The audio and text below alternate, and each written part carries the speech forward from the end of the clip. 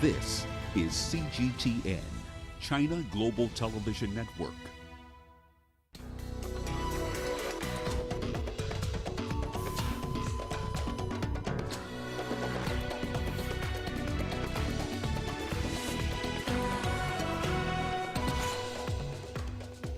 U.S. Attorney General authorizes federal prosecutors to investigate alleged irregularities in the election. Ethiopia's Prime Minister says he will continue his military offensive in the country's northern Tigray region. And election campaigns have begun in Uganda, where 10 candidates are vying against President Museveni. Hello and a very warm welcome to you wherever you're joining us to Africa Live on CGTN. I'm Mahia Mutua in Nairobi. Also coming up, in business, South Africa discovers a new second gas reserve in Western Cape. And in the sports, Egypt out to get their quest for Africa Cup of Nations qualification back on track when they meet Togo. We begin in the United States, where Attorney General William Barr has authorized federal prosecutors to investigate alleged irregularities in the election. President Donald Trump has insisted Joe Biden is only projected to win due to election fraud. And his campaign team is launching multiple legal actions and seeking to halt the tally in several swing states. It comes as Trump says he's fired Defense Secretary Mark Esper, replacing him with Christopher Miller, director of the National Counterterrorism Center. Jagruti Dave has more from Washington. Well, President Trump is refusing to concede. One of his appointees in a government department called the General Services Administration is refusing to sign a letter that would allow the Biden-Harris transition team to begin its handover. The Trump campaign is continuing to pursue lawsuits, engaging in a fresh one in Pennsylvania to stop the certification of results. Now, there is no evidence of widespread fraud in the elections. You can ask the Secretary of State in Pennsylvania, the Attorney General there, who has said that, described this suit as meritless. And the Secretary of State there has said that there is she's not aware of any widespread fraud, election fraud. Now, meanwhile, President Trump has fired his Defense Secretary, Mark Esper. He said that he was terminated via Twitter. His Defense Secretary and President Trump have disagreed, particularly on several issues, particularly on the president's threat to use the military against protesters over the summer. Mark Esper said that he didn't agree with the use of the military to handle large protests that were sparked by the death of George Floyd. Well, the U.S. has reported more than 10 million coronavirus cases with over 238,000 deaths. It marks another grim increase as the nation grapples with more than 1 million new infections in just 10 days. Joe Biden, meanwhile, has assembled a coronavirus task force. He's also urging Americans to wear face masks, saying doing so is not a political statement. Jim Spellman has more from Biden's hometown, Wilmington, in Delaware. Joe Biden has named the appointees to his COVID advisory panel, and as promised, they're all public health experts. The co-chairs are Dr. David Kessler, former FDA director under Presidents George H.W. Bush and Bill Clinton, Dr. Vivek Murthy, former Surgeon General under President Barack Obama, and Dr. Marcella Nunez-Smith from Yale University. 10 other public health experts round out the advisory board. Biden and Kamala Harris received a briefing from the advisory board Monday. Goals for the task force include managing the surge in infections, ensuring vaccines are safe, effective, and distributed efficiently, plus promoting the wearing of masks and social distancing. I implore you, wear a mask. Do it for yourself. Do it for your neighbor. A mask is not a political statement, but it is a good way to start pulling the country together. Biden is expected to seek cooperation with state governors to promote masks and social distancing, hoping to move away from President Trump's patchwork approach and create a national plan. Biden's transition team also plans on communicating with Congress to try to push for another round of economic stimulus that would help pay for things like testing and also provide economic relief to individuals, businesses, plus states and local governments. But Biden's transition efforts are being hampered at the moment by the General Services Administration, a U.S. government agency led by a Trump appointee that has yet to formally declare Joe Biden to be the, quote, president-elect. Until that happens, the Biden team won't gain access to federal agencies or the funds set aside to ease the transition from one administration to the next. The Biden transition team is readying a number of executive orders that could be signed by Joe Biden as early as his first day in office. These would undo some key Donald Trump policies, including rejoining the World Health Organization, lifting that partial travel ban on a number of Muslim-majority countries, and eventually rejoining the Paris Climate Agreement. Jim Spellman, CGTN, Wilmington, Delaware. Well, here on the continent, Ethiopia's Prime Minister Abiy Ahmed says that the government will continue pursuing its military offensive in the country's northern Tigray region. The Premier said it is the only way to ensure that the regional leadership respects the country's laws. CGTN's Girum Chala has more on the situation. The military mission by the Ethiopian Defense Force is still underway in the north against forces loyal to the TPLF, which is the ruling party in the Tigray region. This despite the repeated calls by the UN, citizens and civil society groups calling for a ceasefire and the beginning of a dialogue. I personally call upon the international community to understand the context and the consistent transgressions by the TPLF clique that have led the federal government to undertake this law enforcement operation that aims to once and for all put an end to impunity and forces aimed at destabilizing the country as well as the region. The feud between the federal government and the TPLF has been long-standing, but the Prime Minister says the recent regional election in Tigray declared as illegal has taken matters to another level.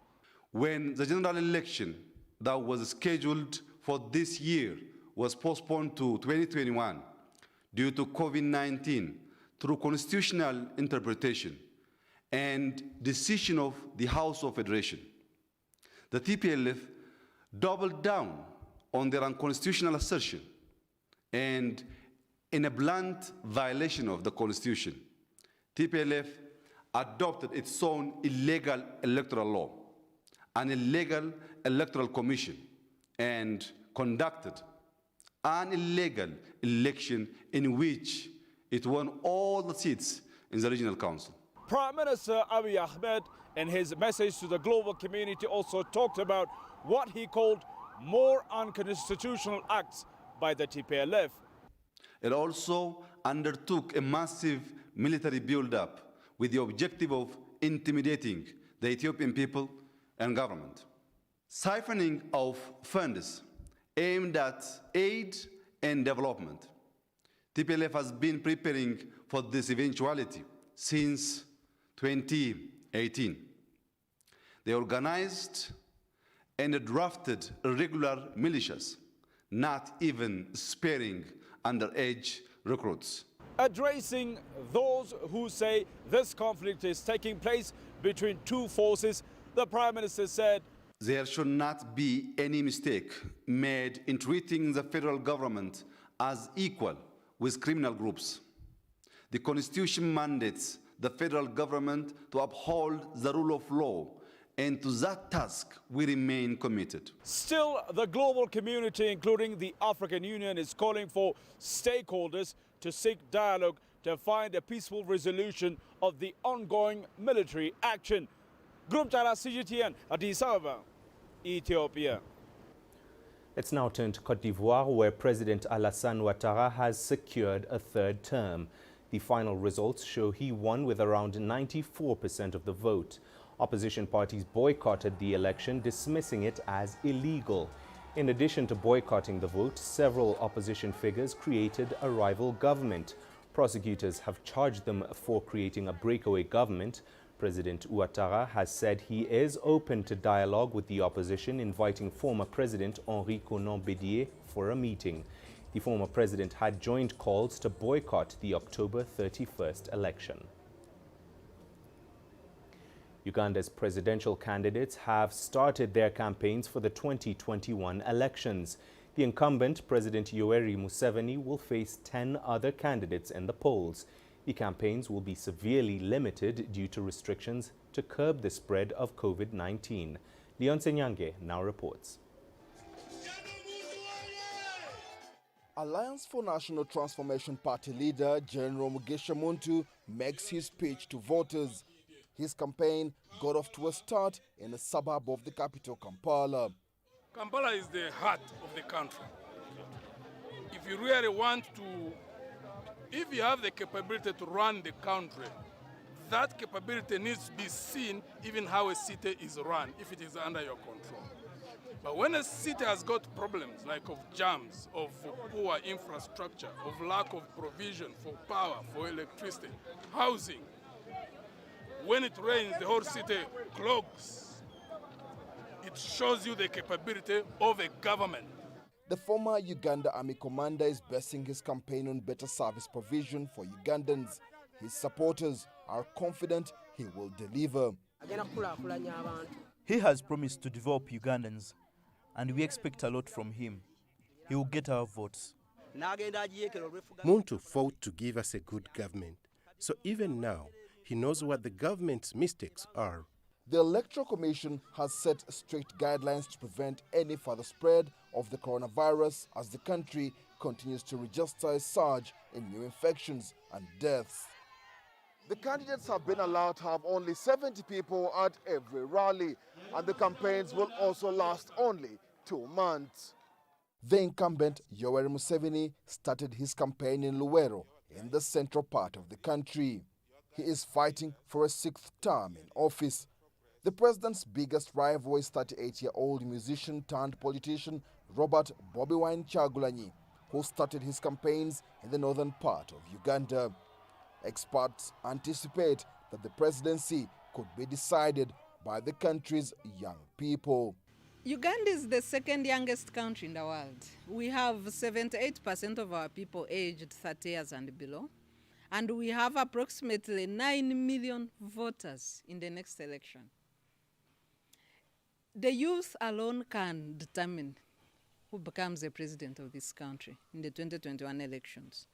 11 candidates are vying for the top job, from whom Ugandans will decide when they go to the polls on 14th January. Leon Senyange, CGTN, Kampala, Uganda. Still in Uganda, civil society activists are concerned that poverty is on the rise due to the effects of COVID-19. According to Action Aid International Uganda, a non-governmental organization, more than 13 million people are now living in poverty. CGTN's Hilary Ayesiga now reports. Adrona Namtawe spends much of her time taking care of her children at home. Her salon business was crippled by the effects of COVID-19. My children are persistently asking for certain foodstuffs that I cannot provide. The situation is not good. She is rationing her food because of a budget squeeze. Namtawe is among many locals here who are struggling to put food on the table. Action Aid International Uganda says COVID-19 is pushing more people into deep poverty. The absolute number of people in poverty, even before COVID, that is by 2019, was already growing, moving slightly above 10 million. They are now urging the government to develop a comprehensive recovery package to support businesses that deal in essential needs. To government, make available support to farmers, support to small-scale producers, support to informal sector of the economy. This is where we are going to have the energies to rebound this economy back. It is also planning to expand social protection to support vulnerable and marginalized populations. Local authorities believe such measures will reduce poverty and promote zero hunger in the country. Hilary Isiga, CGTN, Kampala, Uganda. Nigerian health authorities say an outbreak of yellow fever in the country has claimed more than 50 lives in the past 2 months. This is amidst ongoing efforts by the government to curb the spread of the global coronavirus pandemic. Our correspondent Phil Ihaza reports from Nigeria's capital, Abuja. The Nigerian Center for Disease Control, NCDC, confirms the deaths in the southern states of Enugu and Delta, where yellow fever outbreak was reported. Yellow fever is an acute viral hemorrhagic disease that can kill within 10 days if symptoms become severe. The NCDC director, Chikwe Ihekwazu, says since early September, both states have reported cases with symptoms including fever, headache, fatigue, jaundice, and vomiting. Now, this is a double blow as the country intensifies efforts to contain the coronavirus disease.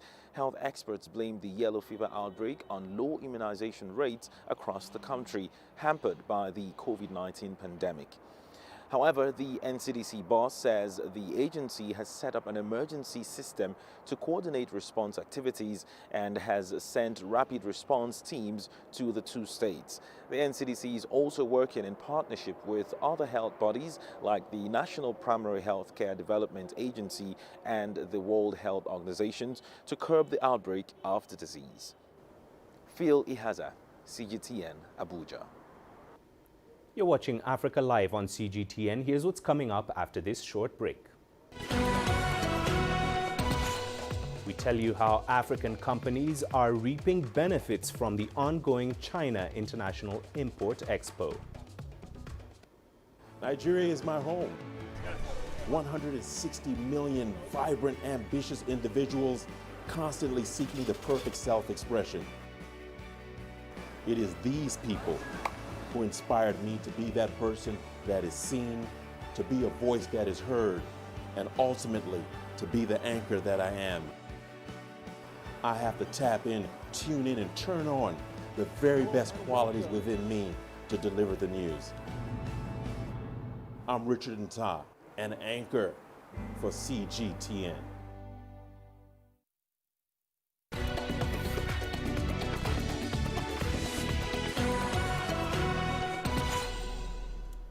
Welcome back. Let's now get the latest from the China International Import Expo, where many automakers are excited about the rising demand of Chinese consumer tastes for the latest products and technologies. Not surprisingly, automakers brought along plenty of both to the expo: new energy vehicles and intelligent cars. Zhang Shixuan explains. The UK's Jaguar Land Rover is showcasing all 8 of its imported models at this year's CIIE, double the number it had available last year. Those include the brand new SUV Defender. With its all-aluminum monocoque construction, the vehicle promises to be the toughest in the Land Rover range. Launched in China at the end of July, the company has already received nearly 3,800 orders for it. Jaguar Land Rover is the largest exporter of products from the UK to China, so clearly this market is very, very important to both Jaguar Land Rover but also to the British economy. We now have quite a large engineering team based here in China, where we're actually starting to bring more and more products that are unique for the Chinese market. So in Defender, we have something called In Control OS 2.0 that has a parking payment system built into it, which allows consumers to use WeChat and Alipay to make those payments. Jaguar Land Rover first entered the China market 10 years ago, and officials report strong growth, especially during the COVID-19 outbreak. Sales in China rose 14% between the second and the third quarter. September sales were up 28% year-on-year. The sales uptake has been so promising that the company has already confirmed it will participate in next year's CIIE, and other automobile manufacturers are also confident about their development prospects in the market here. Italian conglomerate Fiat Chrysler is showing its latest Jeeps and Alfa Romeos. One of the highlights has proven to be Jeep's plug-in hybrid, the Wrangler 4xe, the first electric car in the Wrangler range.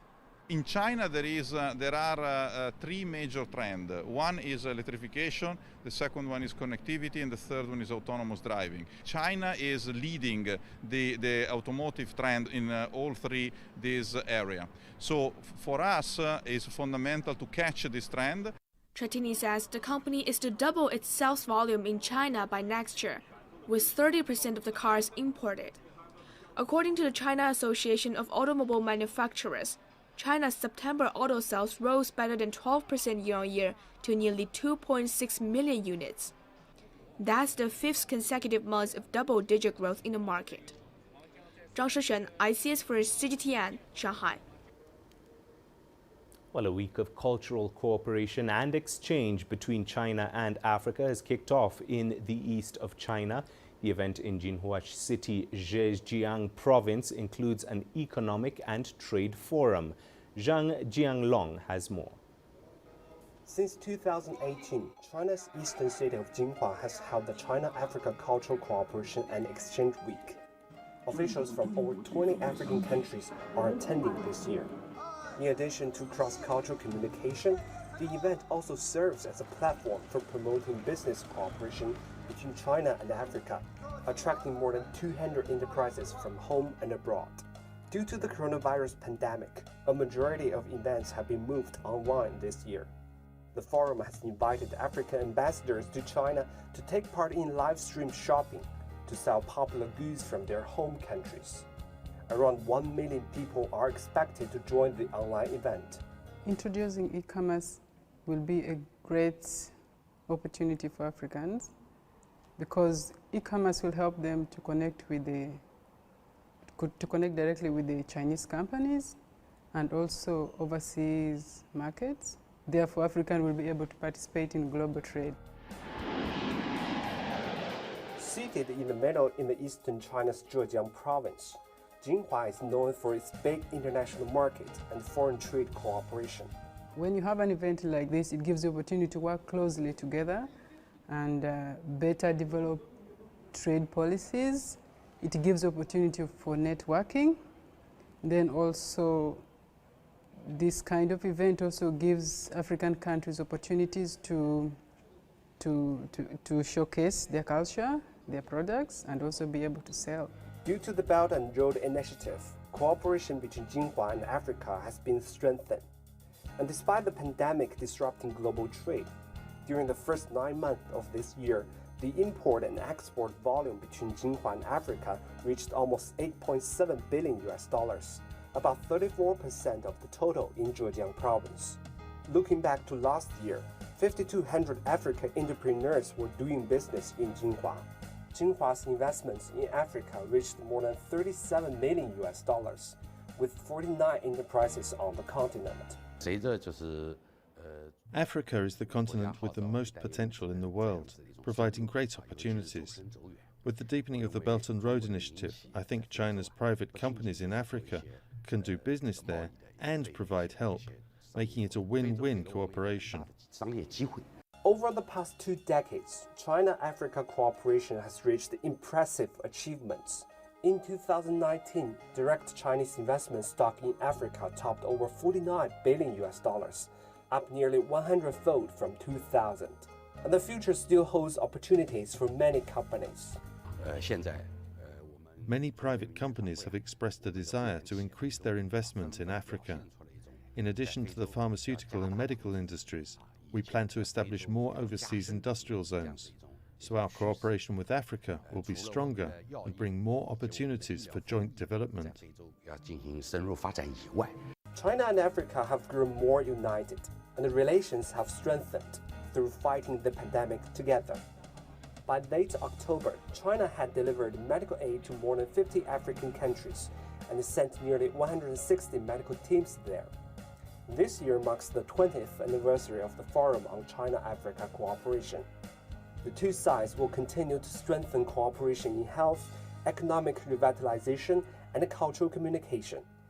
尚江龙 CGTN 金华 Zhejiang Province. Well, let's get more from the China International Import Expo, where the latest tech and products are on display. Of course, the expo has given companies around the world the opportunity to showcase their goods and connect with new markets. African companies continue to participate in the global expo, reaping its benefits. For more on this, we're now joined by Kui Huyao in Shanghai. Thank you for joining us. I'll begin by asking you to tell us more about the participation of African companies at this year's event. Sure, I would say the food and beverage pavilion has the most popular products from Africa on display. For instance, fresh honey from Zambia, coffee from Sidamo in Ethiopia, and cashew nuts made in Benin have all attracted a lot of enthusiasm among Chinese buyers. And some African companies are participating at the China International Import Expo for the third time this year, and they tell us they have benefited tremendously from taking part in the expo. One company in Zambia recalls the inaugural event of the CIIE as thousands of people lined up at their booths every day just to get a sample of their fresh honey. Now, during that week, the company signed a deal of 5 million RMB with various partners, and the following year, the number was doubled. And it's not just the agricultural businesses benefiting. There are a lot more areas for future cooperation between China and Africa. For instance, South Africa has brought a delegation to the fair this year that includes companies in the chemical, infrastructure, telecom sectors, among others. And as South Africa's president said at the opening ceremony, China is a long-term trade partner with the African continent. And the CIIE provides a great platform for African companies to showcase their best products. And certainly there are a lot of changes happening this year because this is the third edition, right? More and more African companies are fine-tuning their products for the Chinese market. For instance, one example is coffee makers from Ethiopia. They are bringing cooked beans to the fair because they realize that raw beans are just not so popular here. And some companies are also partnering with Chinese e-commerce platforms, selling their products online because transactions like this are easier, faster, and more convenient. And it's a win-win scenario because for Chinese consumers, they now have access to some of the best African products for the first time. Back to you. All right, thank you very much for giving us the African angle on the sidelines of the China International Import Expo. My colleague Kui Huiyao joining us live there from Shanghai. Now, thousands of Kenyan workers have joined the informal sector after losing their formal sector jobs due to the COVID-19 pandemic. CGTN's Robert Nagila caught up with one such person who started a business to sustain his family. When we first met Rickson Itonga back in April, the food and beverage manager of a leading international hotel was on paid leave as the establishment he worked for navigated the impact of COVID-19. But last month, he was informed his employment had been terminated, along with hundreds of others. It was traumatizing. Using his redundancy payment and skills acquired in the hotel industry, he set up a small eatery to sustain his family. He admits it wasn't easy breaking the news to his wife. I came and shared with my wife. She was a bit stressed the first week. And then I told her, since we have some money to push us through, it is now us to keep in mind that the job is normal and we plan ourselves. It's been a tough year for the job market in Kenya due to the COVID-19 pandemic. The unemployment rate doubled to 10.4% in the second quarter of this year compared to 5.2% last year. The father of three knows he is fortunate. Thousands of others who lost their jobs due to COVID-19 have yet to secure a regular source of income. I'm here because now the situation forced me to be here now, fully. Now, we are not into saving much than to have something to put in our stomach. Yeah. Rickson says without his wife, picking himself up after losing his job would have been more challenging. For the moment, he's considering moving the family to a smaller apartment to cut costs, but has plans to expand the business and grow his income. I'm praying to God that come January, everything to stabilize so that I can open a few restaurants. His is a story of hope and resilience. But like many other small businesses, he would like more support from the government so that small businesses like his can thrive in these trying times. Robert Nagila, CGTN, Nairobi, Kenya. And it's just about time for us to check in on the latest business headlines here on Africa Live. Here's what's coming up. South Africa discovers a second new gas reserve in the Western Cape.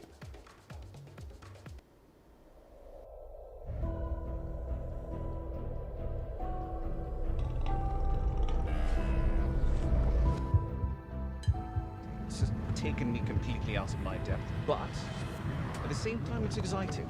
It's new, it's different, it's a challenge. It's really exciting.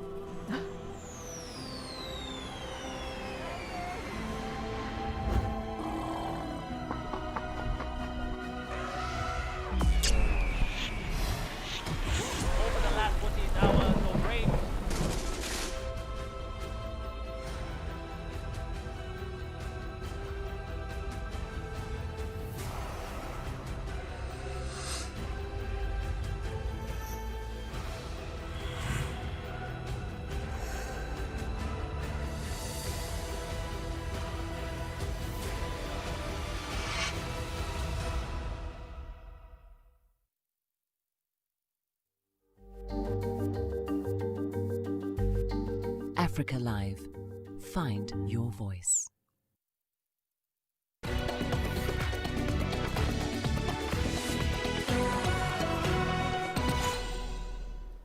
Time for the business now. In South Africa, a second new gas reserve has been discovered off the coast of Mossel Bay in Western Cape.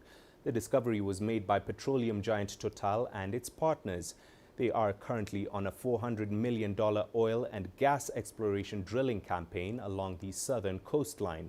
Here is CGTN's Travis Andrews with more on that report. It's the second new gas discovery by Total, and like the first, the Automotive Basin continues to show a significant amount of good quality extractable gas. Discovered more than 170 kilometers off the coast of Mossel Bay at the Lipet well, the find is within close proximity to last year's equally significant discovery of gas at the Brilputter well. The find has been widely welcomed as an encouraging sign of the significant potential of South Africa's offshore gas reserves.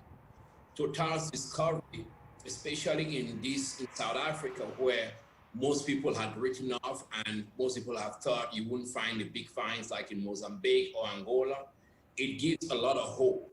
And it also gives a lot of hope for South Africa at a time where, if you look at the domestication of gas and the climate change, the change from gas to power, it gives us hope. And it also talks about there are still world-class discoveries. There are still world-class oil and gas plays.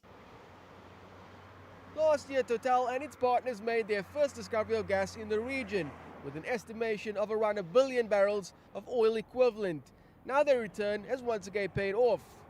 The drilling campaign may be carried out in a largely frontier area, but the stakes are high and the returns potentially even higher.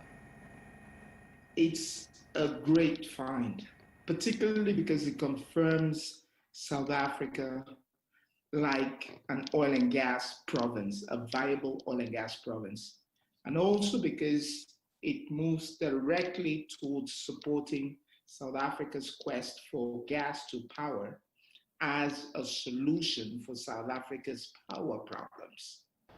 And the monetization of the gas will be critical to the country's long-term energy transition strategy. The exploration of the resource will allow South Africa not just to sustain its own power needs, but also other African countries wanting to follow a cleaner path to new forms of energy. The big thing you've got to look at is you look to the future. You say, good, how am I going to create a gas hub that can be based in South Africa and still monetize gas that can power Zimbabwe, power Botswana, power Lesotho, and power even Zambia and all the neighboring countries, because you have a 300 million SADC market, which power is a big issue. So learning how to use that gas to power the neighboring countries. For now, work continues assessing the important data collected on the reserve, which may help development studies and facilitate engagement with South African authorities about the groundwork for the commercialization of the gas. Travis Andrews, CGTN, Cape Town. On to Somalia now, and the country's cabinet has approved a budget of about $672 million to kickstart the economy. The Horn of Africa nation has suffered triple misfortunes this year, with having to battle the COVID-19 pandemic, a locust infestation, and flooding. The economy is expected to contract. From Mogadishu, here is CGTN's Abdulaziz Bilo with the details. The new budget for 2021 is estimated to be 46% higher than last year.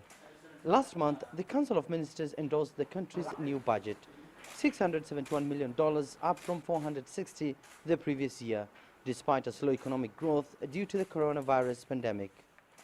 The budget of this country is very small, given the size of the country, given the potential resources of the country, given the population of the country, given everything that contributes to the economy. It's too small. It's very small. According to the country's finance minister, the budget estimate is divided into three parts, with the bulk, $260 million, coming from internal revenue, while the rest pumped into development projects by the country's development partners. Our expenses have to be funded more and more by our own resources, our own revenues. And really that is the measure of viability of a country. And therefore our goal has to be sustainability, self-sustainability, self-sufficiency of covering your cost, you know. That's really what we are doing. Of course, the revenue is rising. The budget is increasing from 100 something to 700 million, close to 700 million next year. It is increasing, but it has different components. And so the component that is covered by the revenue, domestic revenue, has to increase and overtake everybody else's. Economists and global financial institutions now project that the economy will shrink by 2.5% this year, as the country slowly recovers from the impact of the coronavirus pandemic, now in its second wave. Elsewhere, a combination of other factors like flooding and a massive locust invasion is also expected to deepen poverty, according to World Bank. The global money lending institution, however, says growth will rebound to 2.9% next year and 3.2% in 2022. The aviation and livestock sectors were some of the hardest hit in recent months. We have to put economic strategies and policies, and also we have to learn from countries affected by COVID-19. But this is a reality and we have to live it, and our government must find a way out of this economic crisis. Meanwhile, the country has undergone major political developments, with a new prime minister picked to lead the country ahead of the upcoming polls. The election for new members of parliament and senators will commence next month, with presidential polls set for February 2021. No matter the outcome of the polls, experts say the incoming administration must prioritize economic recovery and strengthen financial gains made in recent years. Abdulaziz Bilon, CGTN, Mogadishu, Somalia. Now, every November the 11th, Chinese e-commerce group Alibaba hosts the year's biggest online shopping festival, with brands offering sales discounts to millions of online shoppers. This year's shopping festival will see more brands and products making their debut on Tmall, the group's platform for big brands, a sign of growth of China's consumer market. Have more than 2,600 new brands coming to China through Tmall Global. From the 84 countries or regions for the Double 11, those brands will bring the different and the special product to Chinese consumers. What will be the new elements this year? Oh, there are so many. So, for example, we promote the live streaming, because for import product, live streaming is very important. It's a content marketing. We need to let the customer know, okay, what's the benefit, what's the feature of the new product. If the customer knows that, customer will buy that. What kinds of foreign brands are cashing in the most? I think that there are three categories which are growing very fast.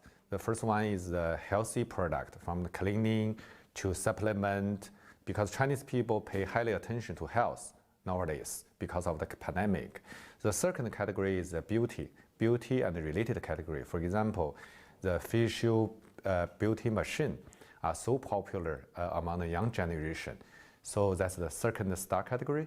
The third star category is the home product. Because of the pandemic, people stay home much more time, and they start to cook the dinner, the food by themselves. So the kitchen appliances are becoming popular. Yeah. The European Union is set to impose tariffs on $4 billion worth of U.S. imports effective on Tuesday. It comes amid a deepening tit-for-tat trade war over illegal subsidies for American and European plane makers. Despite the tariff, the EU says it has great expectations for a Biden presidency and hopes the U.S. will re-engage in multilateral trade talks. Tony Waterman has more. These new tariffs will kick in on Tuesday, and they will target a number of U.S. products, including exercise machines, casino tables, and agricultural products. Those are going to be hit with a 25% levy.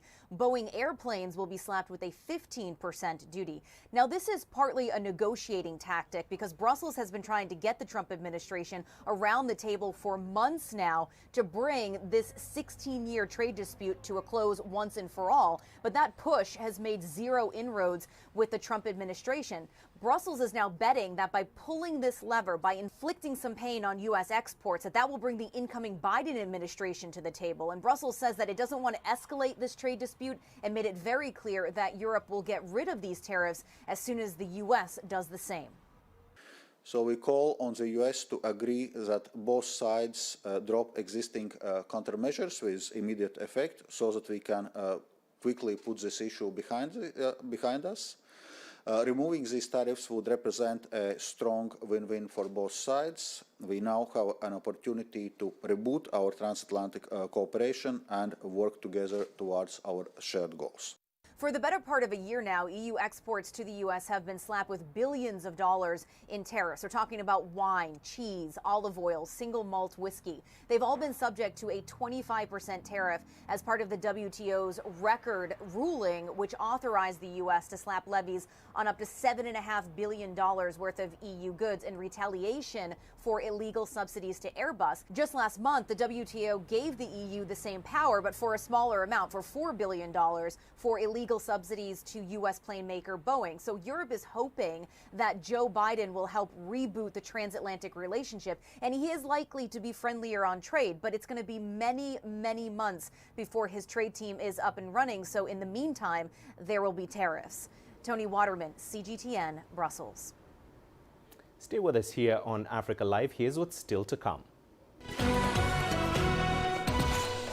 Young reporters document the challenges women with children are facing amid the global pandemic in Kibera, one of Africa's largest informal settlements. Join us in global business and see Africa through our eyes. The greatest journeys, the greatest sights, the greatest adventures. Here in Panata, this weir allows the locals to walk on water. We're far more than just TV news. We're your passport to the wonders of Africa. To bring you stories of struggle, survival and hope.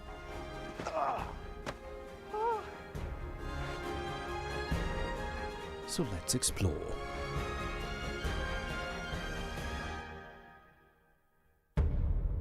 CGTN. See the difference.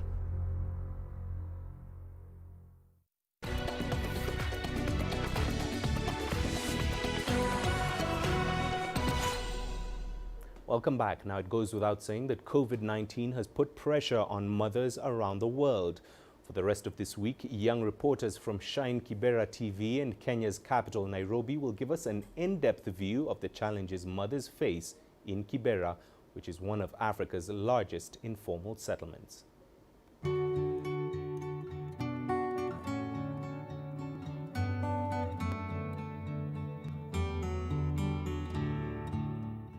My name is Sylvia Dhiambo and I'm a reporter from Kibera, the biggest slum in Africa. Since COVID-19 hit Kenya, me and my fellow student journalists have been reporting on life here during the pandemic. Life has been tough. With the rising unemployment, many families have struggled to put food on the table. But one light has been the mothers in Kibera, who have managed to support their children and community, no matter the challenges we face. For CGTN Africa, we bring you the stories of these women, Kibera's inspirational mothers.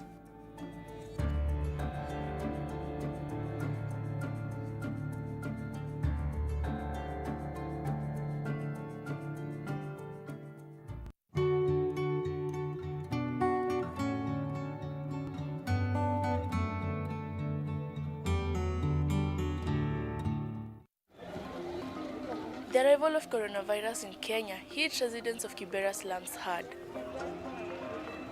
Being the biggest in Africa, it has one of the highest populations in the region.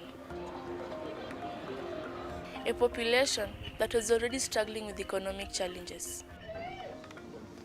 These mothers in Kibera have decided to take up the fight against the pandemic, raising awareness by making mats, all while earning a living for their families. The elegantly weaved rugs come with messages of hope. Regina Wainaina is the founder of Hope Beyond Hope. Inspired by her 9-year-old daughter Hope, she introduced the initiative to create new opportunities for struggling single mothers.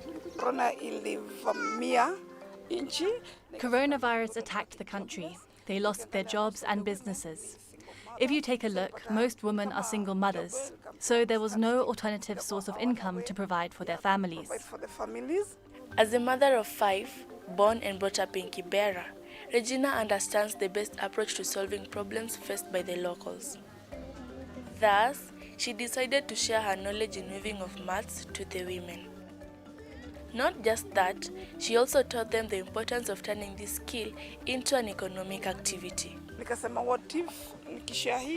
I first thought of teaching them how to weave mats so we can gain something from it.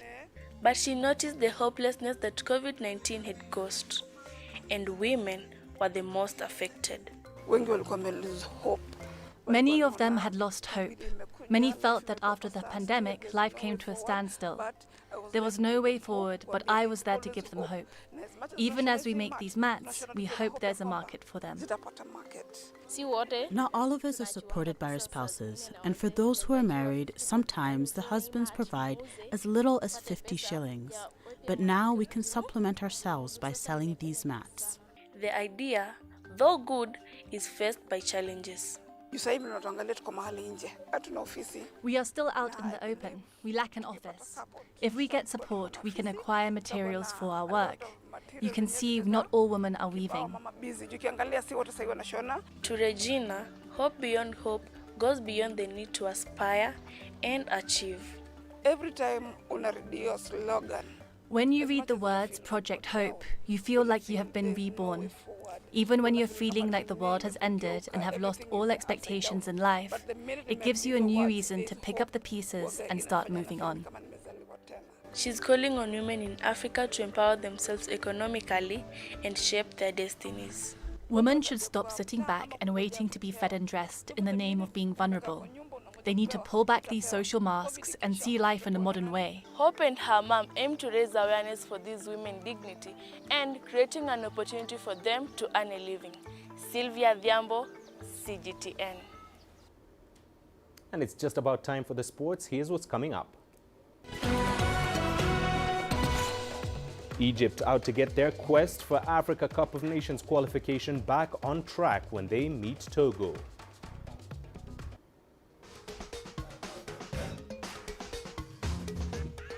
Africa Live. Find your voice.